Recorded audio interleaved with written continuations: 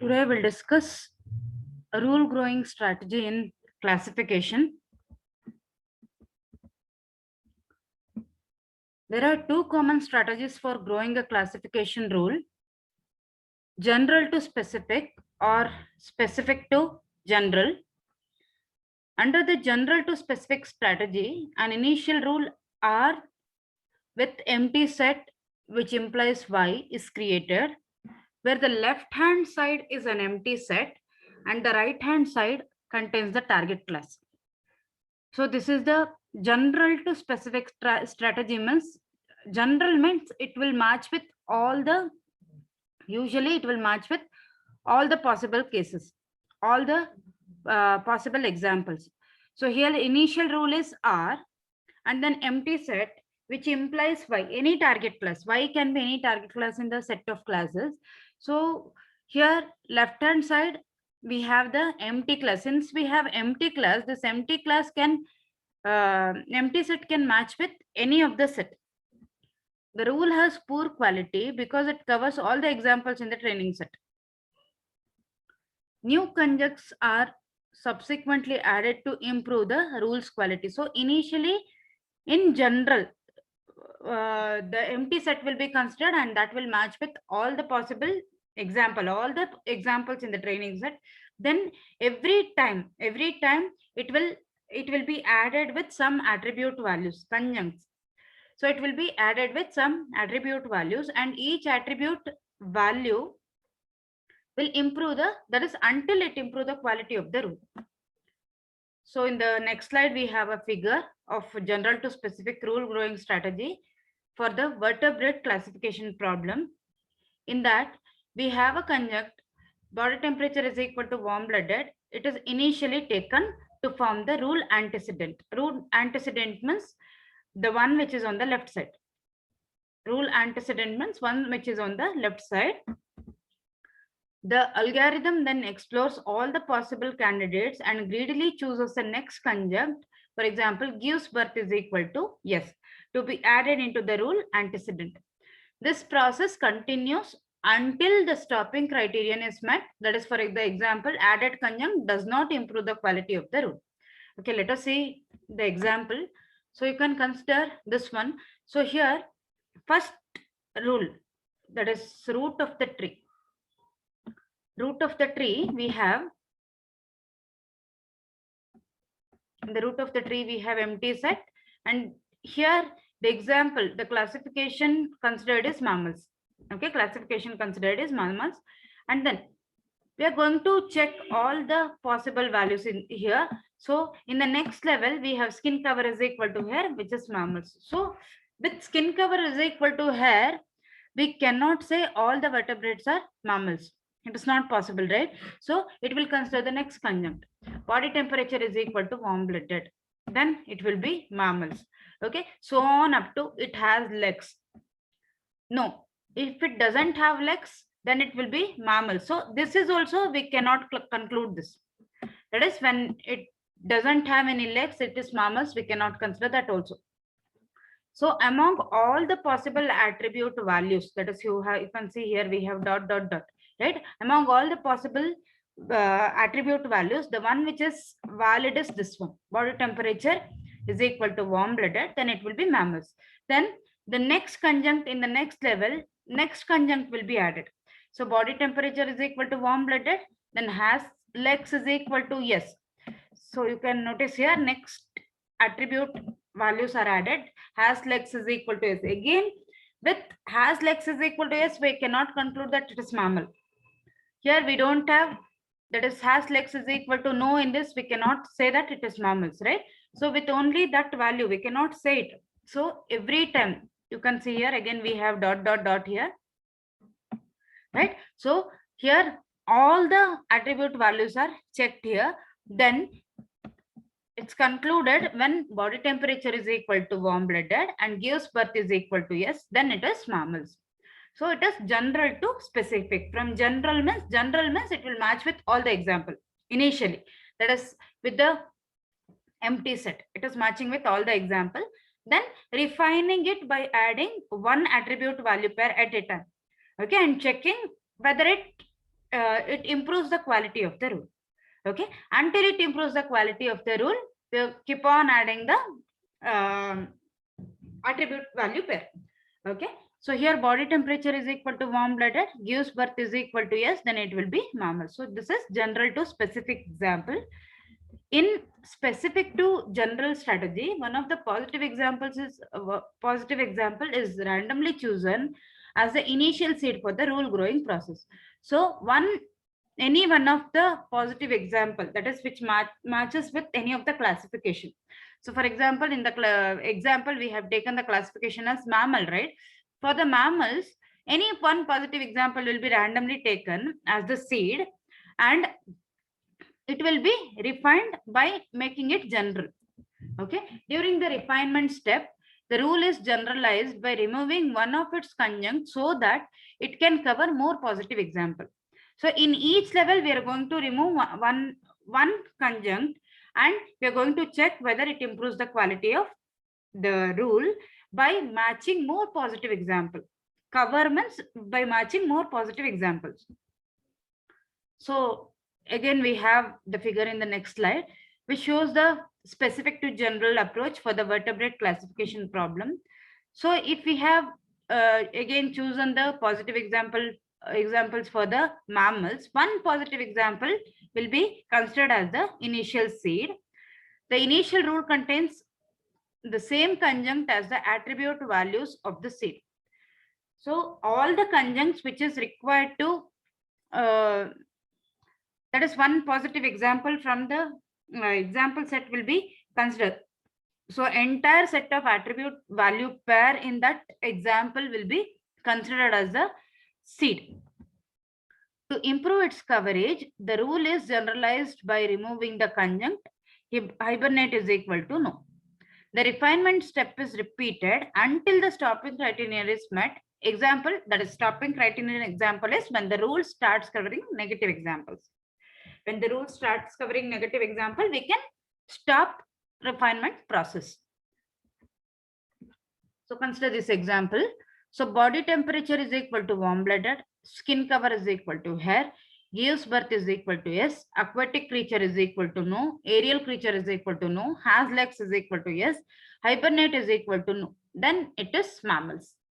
Okay, this is a specific example which matches with exactly one example in the training example set. Okay, so each time one attribute will be removed from in the next level. For example, in the next level, skin cover is equal to hair. So here first attribute itself is removed, body temperature is equal to warm blood, it is removed, and we are going to check. Okay, remaining attributes are there. Okay, remaining attributes are there, and we are going to check that whether it matches with maximum positive examples. Okay, then in the second one, in the second node, we are going to remove skin cover is equal to hair, remaining attributes will be there. Okay, similarly, we keep on, it will be continued. One attribute will be removed, and we are going to check how many positive examples it will cover. Okay, then it is concluded at this level, body temperature is equal to warm blooded, skin cover is equal to hair, gives birth is equal to yes, aquatic creature is equal to no, aerial creature is equal to no, has legs is equal to yes. By removing this last one, hibernate is equal to no, then it will be mammals. Okay, that last attribute value pair is removed. Okay, and again in the next level, this will be refined. Again, one more attribute will be removed from that so that it covers more positive example. Okay, until it start matching negative examples, it will keep on refined like this. So this is about general to specific and specific to general rule growing strategy. The previous approaches, that is general to specific and specific to general, may produce suboptimal rules because the rules are grown in a greedy fashion. So because we have to check with each and every attribute pairs, either adding or removing. So it will grow in a greedy fashion. So it may create suboptimal rule, not optimal rule. Okay, it will may create suboptimal rule. To avoid this problem, a beam search may be used where k of the best candidates rules are maintained by the algorithm. So what is this beam search? Each candidate rule is then grown separately by adding or removing a conjunct from its antecedent. That is, the quality of the candidates are evaluated and the k best candidates are chosen for the next iteration. So how it can be done? So that is called as rule evaluation here. An evaluation metric is needed to determine which conjunct should be added or removed during the rule growing process. So here, to perform this, that is whatever we have discussed here, that is beam search. So for beam search, we need one evaluation metric. Okay, for beam search, we need one evaluation metric so that it can choose k number of best candidate rules. K number of best candidate rules instead of keeping all the possible rules which covers the positive example. Instead of that, what we can do, we can choose k best candidate rules or candidate examples. Okay, an evaluation metric is needed to do this. That is, which attribute value pair can be added or removed while performing rule growing process. Accuracy is it's an obvious choice because it explicitly measures the fraction of training example classified correctly by the rule. Okay, but problem with the accuracy is it does not take into account the rules coverage. That is, how many positive examples it will cover, it will not check that. We will discuss this with an example. You'll come to know what happens when we consider accuracy as rule evaluation metric. So consider this example. So in this example, we have 60 positive examples and 100 negative examples. Okay, we have a set of training examples. In that, we have 60 positive examples and 100 negative examples. So we have given two candidate rules. For example, rule 1, which covers 50 positive examples and 5 negative examples. And rule 2 covers 2 positive examples and there are no negative example. Okay, 2 positive example and there are no negative example. So accuracy of R1 and R2 are, for R1, since it covers 50 positive examples and 5 negative example also it is covering. That's why its accuracy is 90.9%. And rule 2 covers 2 positive example and it has no negative example. It is covering all the possible two positive examples. So it is, the accuracy of this will be 100%. We have only 2 positive example and it is covering both the positive example, right? So it will be 100%. But R1 is better rule despite its lower accuracy because it is covering 50 positive examples and only 5 negative examples. Only with the 2 positive example, we cannot say that rule 2 is better. The high accuracy for R2 is potentially spurious because the coverage of the rule is too low. Here, spurious means R2 has to cover 100% positive examples, but only with the 2 positive example, it cannot do that. It is not possible. Okay, that's why it is called as potentially spurious. So we can say it as fake. Okay, even though it looks like it covers, but it will not cover. Okay, that is the meaning of spurious. So the following approach can be used to handle this problem. Okay, that is, only with the accuracy we cannot conclude which rule is better. A statistical test can be used to prune rules that have poor coverage. This is the first one. We have 3 methods. This is the first one. A statistical test can be used to prune rules that have poor coverage. That is, for example, we can calculate the likelihood ratio statistics. So R is equal to 2 into summation of I is equal to 1 to K, Fi log Fi divided by Ei, where K is the number of classes. K is the number of classes present in the training set. Fi is the observed frequency of class Ei examples that are covered by the rule. Okay, Ei is the number of examples that are covered by the rule. And EI is the expected frequency of the rule that makes random predictions also. Okay. So R has a chi-square distribution with k minus 1 degree of freedom. You will learn chi-square test in your system simulation. You'll come to know about it. Okay. So R has a chi-square distribution with k minus 1 degree of freedom. A large R value suggests that the number of correct predictions made by the rule is significantly larger than that expected by the random guessing. Whatever the random guessing we made for accuracy. So we can conclude that with the R value. So if we have large R value means that will match with more number of positive examples or more number of examples that what we are considering it as positive. Okay. So for example, we have R1 that covers 55 examples, right? Among 55 examples, 50 positive and 5 negative example. So for E positive, it will be 55 into 60 divided by 160, 20.625. This is the frequency of E positive.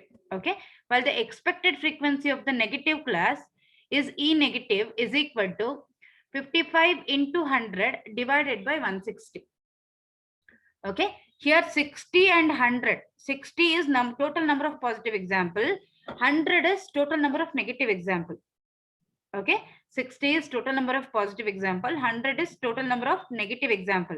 And 160 is 100 plus 60. Total number of positive and negative examples. Okay. So 55 into 60 divided by 160. This is the frequency of positive example. Okay. 55 into 100 divided by 160. It is the frequency of the negative examples. Okay. Which is 20.625 and 34.325. So let us find out the R value.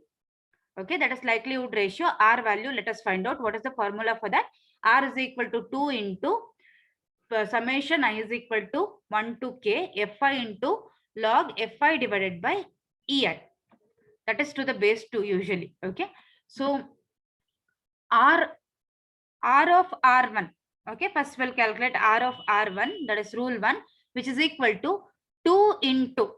We have fi, that is positive example that is matching is 50. Okay. Number of positive examples it is matching is 50, right? So that is fi is 50 for the positive example. 50 into log 50 divided by, that is E plus we have calculated, right? That is 20.625.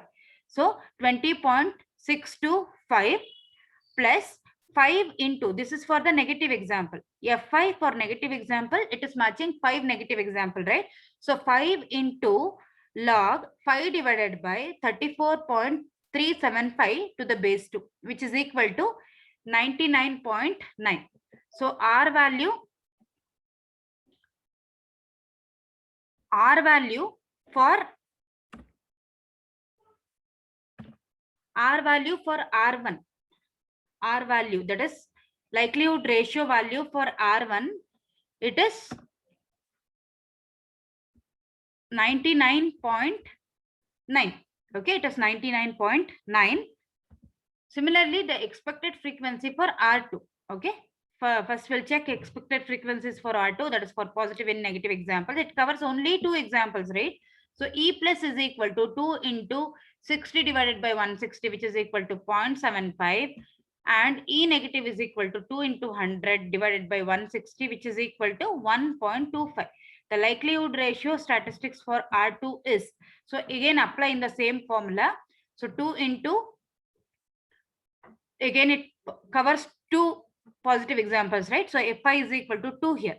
2 into log 2 divided by 0.75. This is for positive example to the base 2 plus 0 into log 0 divided by 1.25, which is equal to 5.66. You can see the difference between the likelihood ratio for R1 and R2. For R1, we have got 99.9%, 99.9.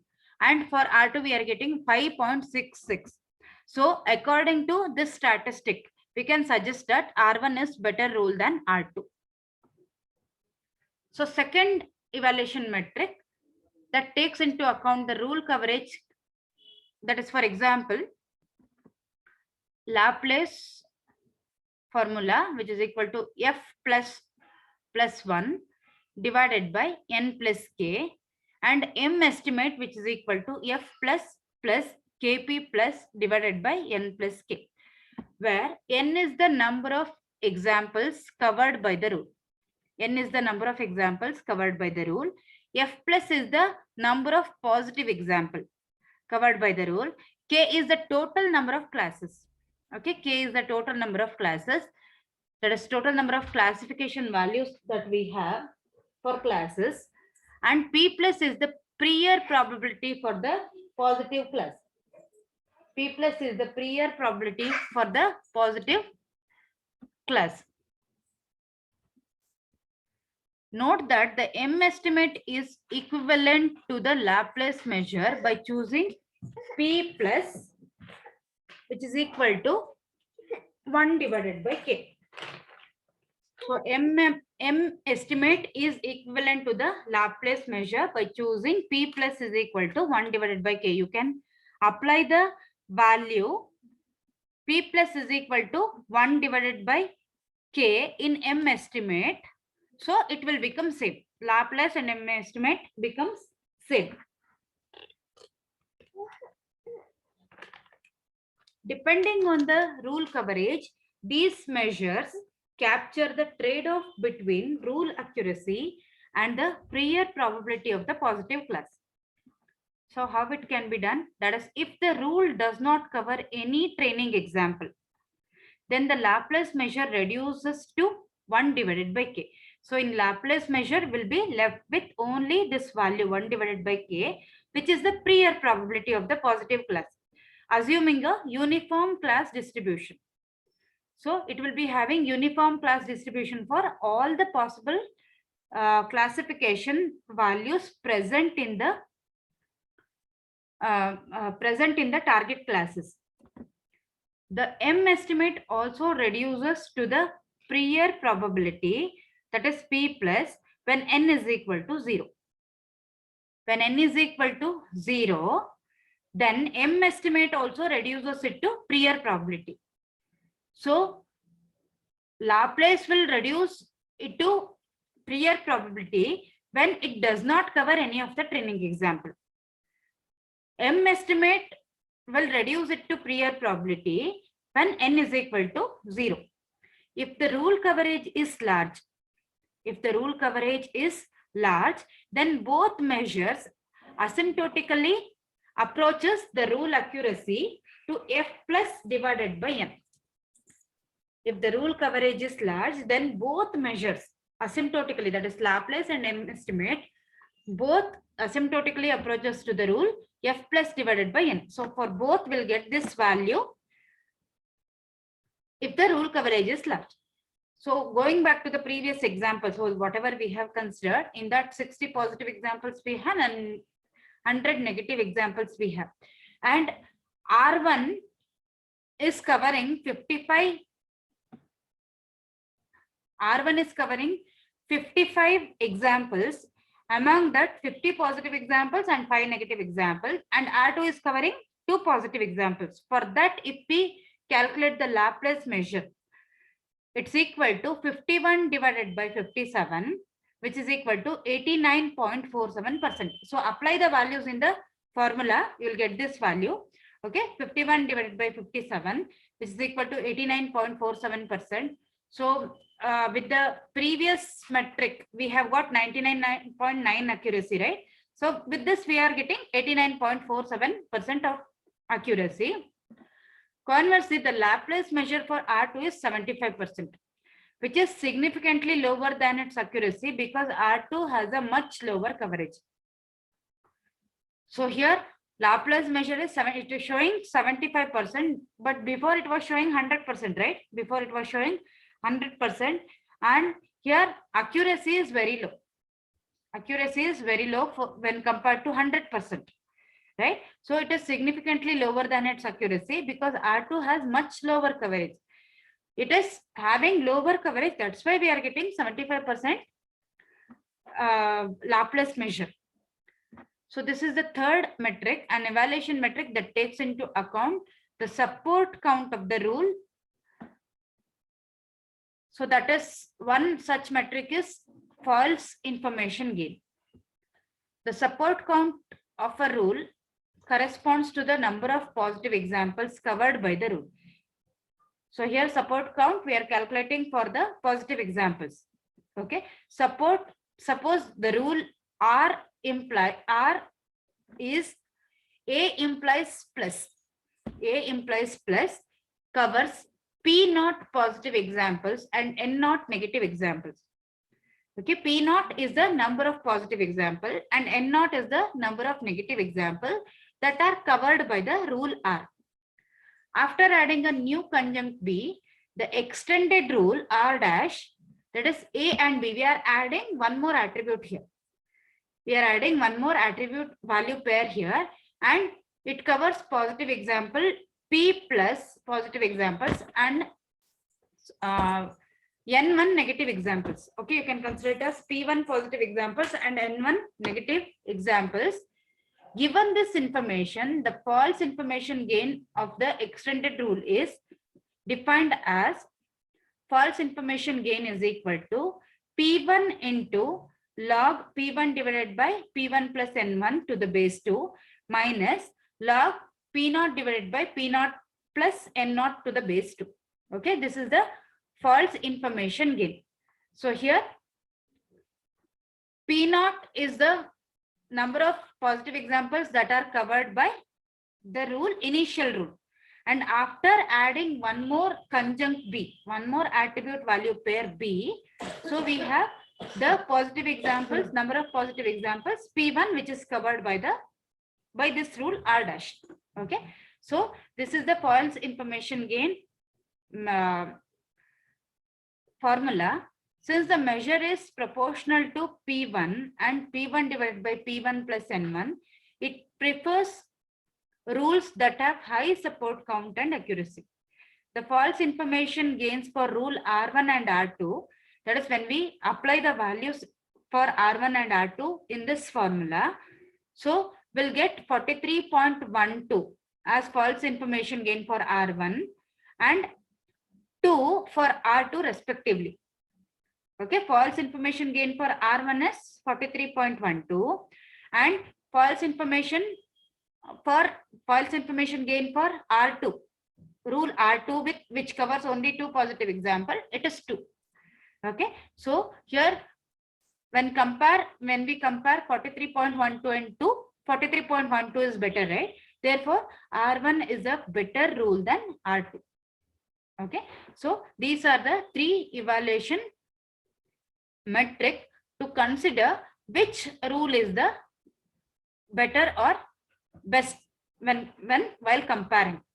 Okay, if you have any doubts, you can ask me.